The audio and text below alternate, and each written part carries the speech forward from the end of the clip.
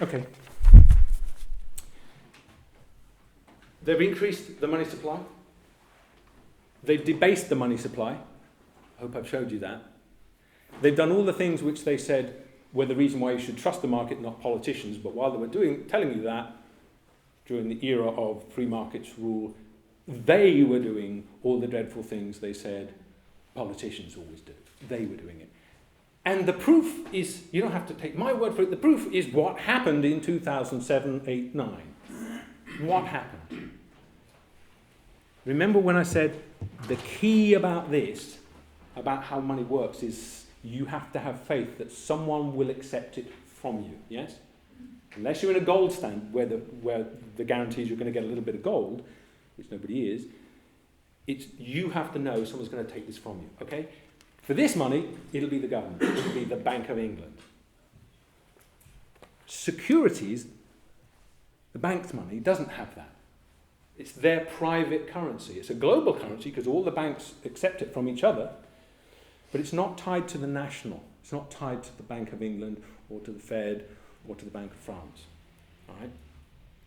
So who was it who was going to guarantee to accept it as currency? The market. It's quite a clever trick. It's the free market equivalent of turning water into wine. It's God's miracle, but without God. That they said there'll always be someone in the market to buy your security. So if you buy a security from us or you accept it from my bank as collateral, don't worry. There'll always be someone in the market who's willing to accept it from you. It's money, right? It's money good. You'll always be able to give it in payment for something. You'll always be able to take it to another bank and say, can I have a loan? Here's my collateral. And then what happened in 2008, 2009? What was the headline we heard all the time? Banks won't lend to each other. Remember? What does that mean? It means that Bank A said, I'm really short of cash. Can I have a loan? And here's my collateral, my money. Yeah? The thing that says I promise to pay the bearer. And the other bank said, not in your life, mate. That is a currency collapse. I'm choosing it in these terms. I'm trying to translate the headlines you heard into this other way of looking at it because I think it lets you understand more clearly what was really going on. Their currency, which they printed up, they debased, collapsed. And we can say that for certain because it was simply a matter of they all had these bits of paper. Every bank was sitting on them. The toxic debts. It's another name for it. And none of the other banks would accept it as collateral for a loan. That's what the headline said. They won't lend to each other. Their currency imploded. Is that what they mean when they say confidence has just drifted away? It's about the confidence of the system. Yeah, right. Exactly. Yes. Sorry, and one of the big triggers was, if you remember, David was saying before, was quite a lot of people, as an added backstop to, well, I'm sure you banker guys are always going to honour these things. However, what we'll do is we'll buy this insurance company and with this insurance policy, so that if anything ever does cause a problem, then you can claim on the insurance policy. And most of the insurance policies were written with AIG. AIG. That's right, yeah. Okay. And so when the first link in the chain of someone goes, I'm sorry, Bert's come along from ABN AMRO and said, can you borrow some off us and use this collateral? And we say no for the first time. Yeah. They then go, oh, well, we either accept that or go and cash in our policy. And unfortunately, because of the interconnectedness of the banks and the amounts that we're talking about, it happened really quickly. Yes. Everyone turned to AIG and went, can we? Oh, sorry, there's Right. no answer. AIG imploded, and when and there was the case in Ireland of Deptford Bank, and it imploded, and it brought down the German bank, and the Germans had never forgiven the Irish because they said, you sold us Deptford Bank, and Deptford Bank imploded, and it brought down ours, and their bank, HRE, I think they bailed it out for 180 billion so far. Yeah. Actually, Deptford didn't bring them down at all. AIG did. Sorry. No, it's a good point. there are wrinkles within that, there are wheels within wheels, which make that rather horrific story 100 times more horrific. Because it turns out that AIG was also the lender that they were relying on. It was insuring the stuff and recycling the money to the banks, so it was trying to do two jobs with the same money, and it was always going to be a disaster. Okay. Now we'll come to a change of direction. In other words, to show you, to answer the question, whose debts are we bailing out? All I've showed you so far is there are two currencies, one of them imploded, and it wasn't ours. It was the banker's currency.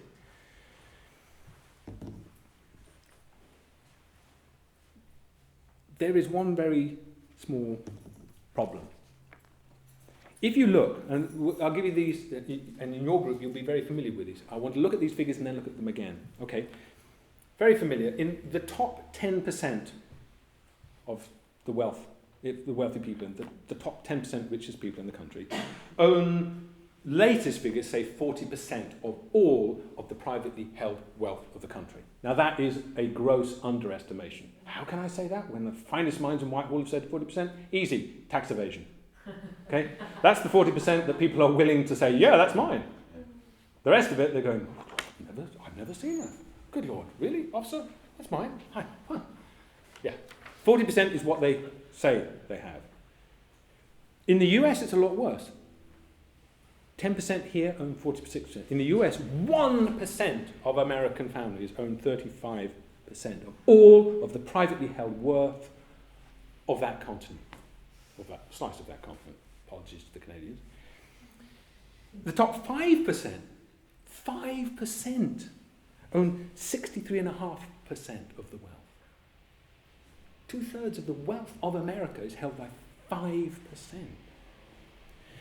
The other 80%, the bottom 80%, which is not really the bottom, it's everybody. In other words, 8 out of 10 people you ever meet in America, do you know what they own? 12%. Land of the free, home of the brave? No. Land of the shat upon from a very great height.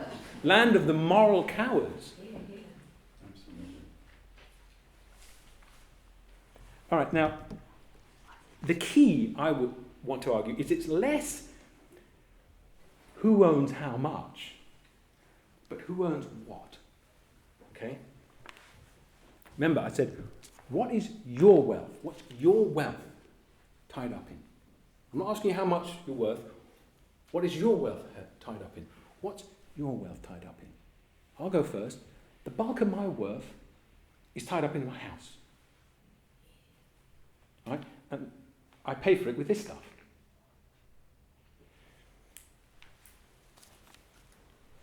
The bulk of the wealth in the banks is not tied up in this at all. If you look at who owns the financial assets, in other words, who owns the stocks and the shares and the bonds, who are the stockholders of the global banks, who are the bondholders of Goldman Sachs or AIG, okay? Top 5% of America own 81% of the financially held wealth. Turn that around, and what it says is, if you're amongst the wealthy in America and here, the bulk of your wealth is not tied up in your salary or in your house. If you're a billionaire, and there are many now, you don't have a house that's worth $1 billion, do you? You have a house that's worth a modest 10 million. It's just a little pad you keep, rock around in when you're not flying first class in a private jet.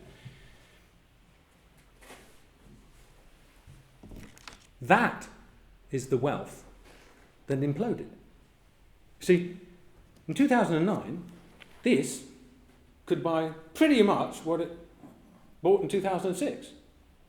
And give or take a couple of % of inflation, it's still worth pretty close to what it was. However, this stuff is worth 20 cents on the dollar. Okay? So after the bank collapse, if I was worth £10,000 in the bank, I wish, it's still worth about £10,000. I could still buy £10,000 worth of stuff with it. If I was a very rich person and I had 10,000 but tied up in this stuff, it's now worth nothing at all. And the only way that was going to be worth a bit more is if we bailed out the banks.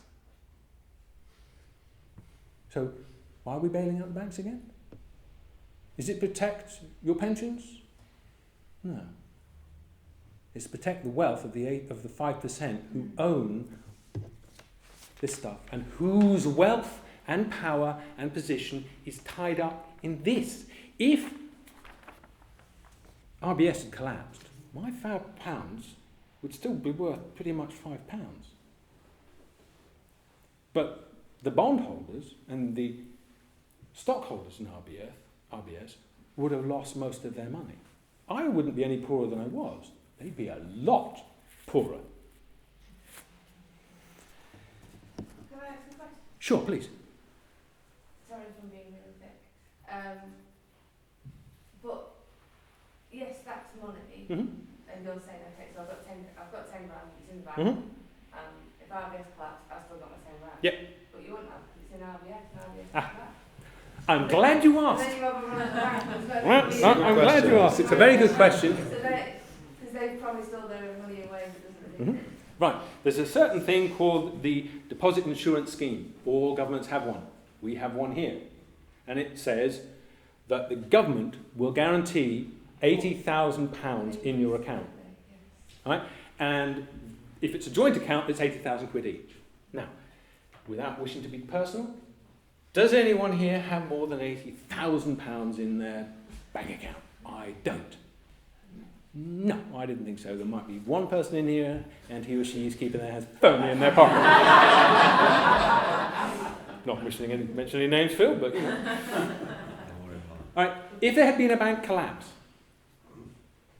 the people who had money in there, who had less than 80,000, would still have whatever was in there. Okay. If the fund to support that had been able to support it, which it can't anywhere near. It's another question, and I'll get to it. When Bradford and Bingley collapsed, there was not enough money in that. So, what did they do? They That went. was a tiny piece of money. Yeah, well, it was still the largest bank collapse. It was a Of the tiny collapse. piece of money compared to Oh, of course. the Yeah, bank that Joe's Yeah. just lost the 10 grand in. sure. But 10 grand, I thought it was more than that. But when Bradford and Bingley collapsed, there wasn't the money in the scheme because the banks will say, oh, it's not taxpayers' money, that comes from a levy from the banks. Bollocks. There is a levy from the banks. It would never cover any collapse. It didn't even cover Bradford and Bingley. The deposit insurance scheme went straight to the Treasury and said, we need to borrow 12 billion. The Treasury said, get that mimeograph working, mate. Took it down, 12 billion came out, and they paid. People from Bradford and Bingley didn't lose a penny. Okay? It is just one of those things that governments can print up a certain amount of money. Okay? And it's not affecting the economy because it's not putting money into the economy, it's just giving the money that we already thought was there into reality. Exactly. Giving it Yeah. I mean, there are certain kinds of gold bugs who you just mention printing money and they go, oh my God, and they're like Chicken Little, they come roaring out of the corners, kicking up dust and squawking like hell, and the world is going to end and the sky will fall in. No. It won't, and it hasn't. Okay? When they printed up that money for Bradford and Bingley, was there a great pulse of inflation? Thank you. No, there wasn't. Okay? That money would still be there. Okay? Even if a big bank went down, that money would still be there. But the money tied up in the bonds, the money tied up in the shares, that money would be gone. So the ordinary person was guaranteed in a collapse. But those 5%, they would lose almost everything. And be jumping out of a window like they did in the Big Depression. Yes, for that reason. But the scheme doesn't guarantee the nearly £700,000 required to pay your pension at your grade in your university. No, quite. I mean, that's the other big argument that has been that that's the other reason we should bail out the banks, because otherwise all our pensions would collapse. I don't think so. There are two reasons why I don't think so. One is because the collapse of a bank, even several banks, would not kill pensions. Pensions, it would kill the payout in that year and a couple of years after, but pensions aren't a bank account, a vault in there that's stuffed full of cash, and if the bank goes down it always and vaporizes. Pensions are based on amortized growth year in, growth year out. The money has to be earned that way, all right? Now, when we bailed out the banks, to save the banks, have the banks done any banking? No. The whole thing would be told we must save the banks. Why? Well, you save a bank so it can bank, right? That's the only reason you don't have them as a Christmas bauble. They're not good conversation pieces, they're there to bank. What is the one thing banks have not done, and everyone agrees? Lending. They have not. They didn't lend under Project Merlin. The banks just had a good laugh about that. Basically, they farted on that document. And what was it? The new one, something for lending or something. The new Tory boy version of it. Nothing. It was in the papers just yesterday. They didn't. $500 million out of 4. Yeah, they haven't lent. And I know this from the bankers in the city, because there are a cadre of bankers in the city who are appalled and do talk to me. They have. So we've saved banks. I'll get to a second, but they haven't done any banking. I agree. We need a banking system. I'm in favour of banks. Banks are really useful. They perform a very useful function. Banks were useful in the Soviet Union. Banks are useful in Cuba. Banks would be useful on Mars. We need a banking system. We do not need these particular banks, particularly because the one thing they're not doing is any banking.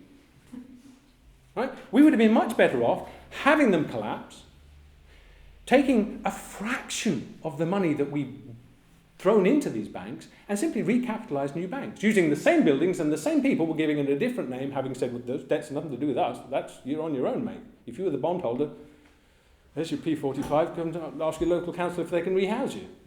As they did in Sweden in the 90s. And as they did in Iceland. Okay? Think about Iceland versus Ireland. Ireland, the poster boy for everything you're supposed to do right. Iceland, oh, the bad boy, terrible. Do you know what the unemployment rate is in Ireland?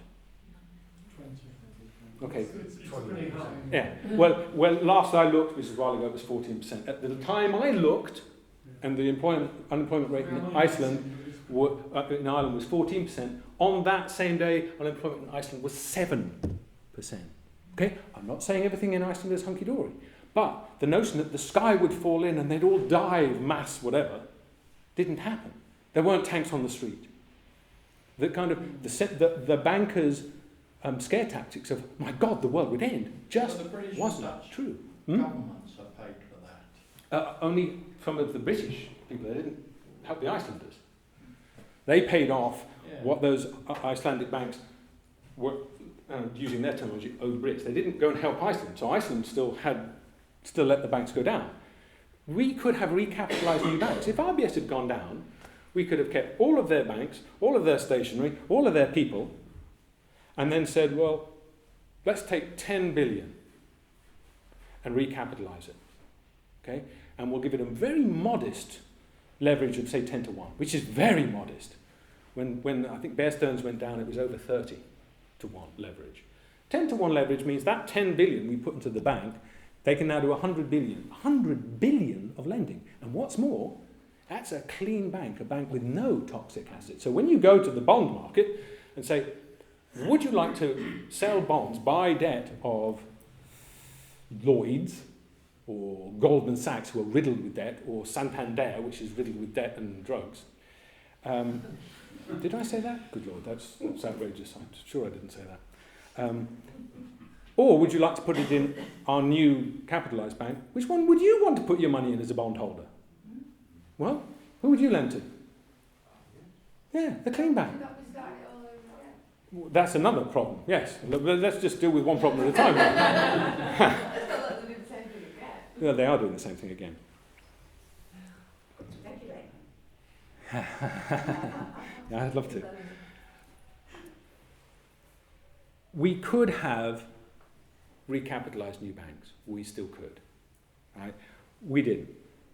And the reason we didn't is because the wealth of the top 10%, the top 5%, is tied up in the bits of paper which are that kind of bank-created wealth, the kind of wealth whose worth did implode in 2009 that is now being bought for 30 cents on the dollar. Okay? That means those people will lost 70% of their wealth. Okay? They're not going to have that. They're just not. This isn't finance, this is politics. And worse than politics, it's a matter of who decides. Okay? Let's go back to Rothschild. If you control the money, you control everything. And then my little addendum to it, if money is power, then debt is power plus interest. We are bailing out the banks in order to protect the wealth of the 5%. And that's not my say-so, it's just follow the money. Where's it going? Into whose account? Used for what? That's where it has flowed. Now, when they all collapsed, what you were told, and please, I'm going to criticise the Tories now, I wouldn't give the steam off my dinner to any of the main parties, because they're essentially the same. They all signed up to the same ideology. Osborne, Brown, I think they're all moral cowards or cretins or both. And we were told it's the nation has terrible debts, and the nation, public spending is out of control. Look, let me read you from something from McKinsey Global Institute. McKinsey is not a den of anarcho-syndicalist left-wing propaganda. Okay? They're kind of, okay, they're McKinsey. Right? This is from this year, I think, actually. While the largest component of US debt is household borrowing, and the largest share of Japanese debt is government debt, the financial sector accounts for the largest share of debt in the United Kingdom.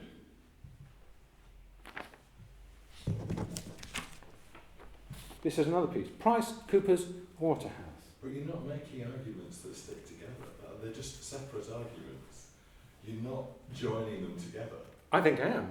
You're not, because you're saying all political parties are full of idiots. I think they are, and that they are signed up to the same ideology. Actually, the argument's entirely different. You draw there are whole sets of trust instruments in society about ownership of things that you may or may not believe in. Mm-hmm.